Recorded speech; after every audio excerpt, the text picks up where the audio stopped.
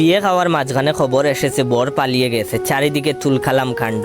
এইদিকে আমার প্লেটে মাংস কম পড়েছে, চারিদিকে চেয়েও মাংস নেওয়ার মতো কাউকে পেলাম না। অবশেষে অনেক উকিঝুঁকির পর দেখি কন্যারে গিরে সবাই দাঁড়িয়ে আছে। প্লেট হাতে নিয়ে বাবুর্চি টাইপের এক লোকরে বললাম, ভাই সাব গরুর মাংসের হাড়ি কোথায়? সে আমার দিকে তাকিয়ে কর্কশ স্বরে বলে উঠলো, ছেলেও উদাও হয়ে গেছে আর আপনি খাবারের পিছনে এখনো পড়ে আছেন। বুঝলাম না, ছেলে গেছে তো কি হয়েছে, আমারে দাওয়াত দেওয়া হয়েছে, আমি খেতে এসেছি।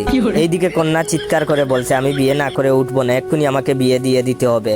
আমিও প্লেট হাতে নিয়ে বললাম, হক কথা, বরাবর কন্যা সাজা ভালো লাগে না, আজই বিয়ে হওয়া উচিত। দেখলাম 2-3 জন সহমত জানিয়ে মাথা নাড়া দিল। কন্যা আবার বলে উঠলো, এই মুহূর্তে আমার বিয়ে না হলে আমি গলায় দড়ি দিব। আমি মুরগির রানে কামড় দিয়ে বললাম, দেয়াই উচিত, এভাবে অপমান মেনে নেওয়া যায় না। এবারও কয়েকজন পাবলিক মাথা নেড়ে বলল, ঠিক ঠিক। কন্যা কাঁদো কাঁদো সরে বলল, আব্বা আমি কিন্তু এক কথা দুইবার বলবো না, তাড়াতাড়ি ব্যবস্থা করেন, নয়তো অঘটন হয়ে যাবে। মাংস শেষ, হাড্ডিতে কামড় দিয়ে বললাম, দ্রুত ব্যবস্থা না হলে ভাঙচুর হবে। এবার সবাই মিলে আমার দিকে ঘুরে তাকালো। কন্যার বাপ আমার হাত ধরে বলল, করো কি? আমি বললাম, কিছু করি না। মাংসের হাড়িটা কোথায় বলতে পারবেন? সে টাইট করে হাত চেপে বলল, টাকা 2 লাখ দেব, ব্যবসা করবা আর এক্ষুনি আমার মেয়েকে বিয়ে করবা। আশেপাশের সবাই বলল, ঠিক ঠিক, বিয়ে করা উচিত, সহমত।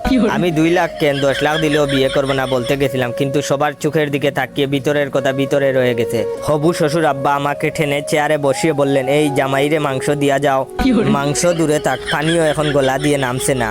এ কি মুসিবতে পড়লাম।